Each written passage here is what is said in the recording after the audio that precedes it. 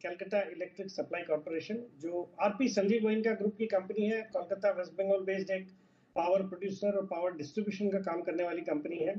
Mainly Kolkata, Howrah, Hooghly वगैरह में distribution है। फिर इसके अलावा भी बाहर के स्टेट जैसे राजस्थान में भी है इनका कुछ टाउन्स या सिटीज में डिस्ट्रीब्यूशन का काम। नोएडा, मालेगांव में भी डिस्ट्रीब्यूशन करती है। एक अच्छी क्वालिटी की कंपनी है और आजकल आरपी संजीव गोयनका ग्रुप पूरा फोकस में। आज भी हमने देखा एफएसएल है या पीसीबीएल, जो अनिल जी का भी पसंदीदा स्टॉक है, आरपीएसजी वेंचर, सब अच्छा कर रहे हैं।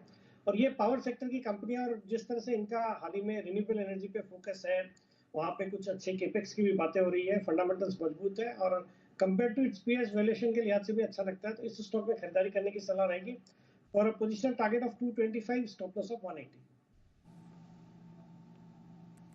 स्टॉक रहेगा सीडीएसएल, जो कि एक पसंदीदा स्टॉक रहा और मैंने 200-300 के लेवल से इसको रिकमेंड करना शुरू किया था। वहां से एक मल्टीबैगर हुआ है। 1586 के लेवल्स पे अभी ट्रेड कर रहा है। मेरे इसके लॉन्ग टर्म टारगेट है 2000 रुपए के। भारत की सबसे बड़ी डिपॉजिटरी पार्टिसिपेंट है और दो ही है, एनएसडीएल और सीडीएसएल। एनएसडीएल लिस्टेड नहीं है तो इसी पे करना पड़ता है। बाकी बहुत अच्छे दमदार फंडामेंटल्स है और जिस तरह से नंबर ऑफ इन्वेस्टर्स बढ़ रहे हैं, हमने अब देखा जो 3-4 करोड़ डीमैट अकाउंट्स होते थे भारत में कोविड के दौरान, वो बढ़ के अब 17 करोड़ हो गए। And it's still counting. वो जो रन रेट है वो चल रहा है और ऐसे माना जा रहा है कि in the next 5 years we could see 30 crore demat accounts in our country, जिसका एक बड़ा बेनिफिशियरी सीडीएसएल जैसी कंपनियों की। फंडामेंटल्स बहुत ही अच्छे हैं और अब मुझे लगता है एक बेहतरीन क्वालिटी की कंपनी है। और अभी भी 140-50 करोड़ की आबादी वाले देश में सिर्फ 17 करोड़ डीमैट अकाउंट्स हैं, तो मुझे लगता है अपॉर्चुनिटी बड़ी है।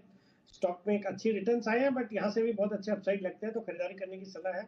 और मेरा इसमें लॉन्ग टर्म टारगेट जैसे मैंने बताया 2000 रुपए का टारगेट है ओवर द नेक्स्ट 9 to 12। देखिए, इन्होंने जो स्टॉक्स लिए हुए हैं उसमें अगर मुझसे पूछे तो मैं ज्यादा कॉन्फिडेंट हूँ। एक तो जमुना ऑटो पे, जो मुझे लॉन्ग टर्म प्रोस्पेक्ट्स अच्छे लगते हैं। ईवी पे भी अच्छा खासा फोकस है तो इसको बिल्कुल होल्ड करना है। एसजेवीएन भी अच्छा लगता है, जो कि रिन्यूएबल एनर्जी सेक्टर की कंपनी है, हाइड्रो पावर सेक्टर की कंपनी है, जहाँ पे बहुत अच्छे ट्रिमेंडस अपॉर्चुनिटी है और स्टॉक हाल ही में अपने ऊपरी स्तर हाइट से जो है वहां से करेक्टेड भी है। तो ये दोनों स्टॉक्स तो डेफिनेटली अच्छे हैं जिनको होल्ड करना चाहिए।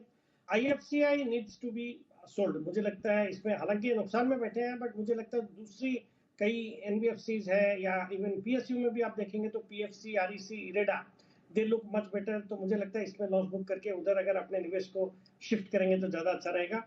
और जहां तक एमएमटीसी का सवाल है, उसमें भी मुझे लगता है दूसरी जो मेटल माइनिंग कंपनीज है प्राइवेट सेक्टर से, खास करके मुझे लगता है के वो स्विच कर सकते हैं वेदांता, हिंडाल्को या जेएसडब्ल्यू स्टील। देखिए, इन्होंने दोनों स्टॉक्स ही रेलवे से कनेक्टेड स्टॉक्स लिए हैं। हालांकि ऊंचे भाव पे ले लिया, वहां से नुकसान में मुझे लगता है चूंकि कंपनी का नजर, तो दोनों ही अच्छे। और यहाँ से तो मैं दोनों पे, मुझे लगता है कॉनकोर में भी बहुत अच्छी गिरावट आई है पिछले कुछ दिनों में। इन्होंने भी ऊपरी लेवल पे ले लिया, वहां से अच्छे नुकसान हो रहा है बट यहाँ पे मुझे लगता है ये स्टॉक अच्छा करेगा। यहाँ से अच्छे अपसाइड लगते हैं तो बिल्कुल होल्ड करना है। और टीटागढ़ रेल इंफ्रास्ट्रक्चर डेफिनेटली एक बहुत ही दमदार कंपनी है।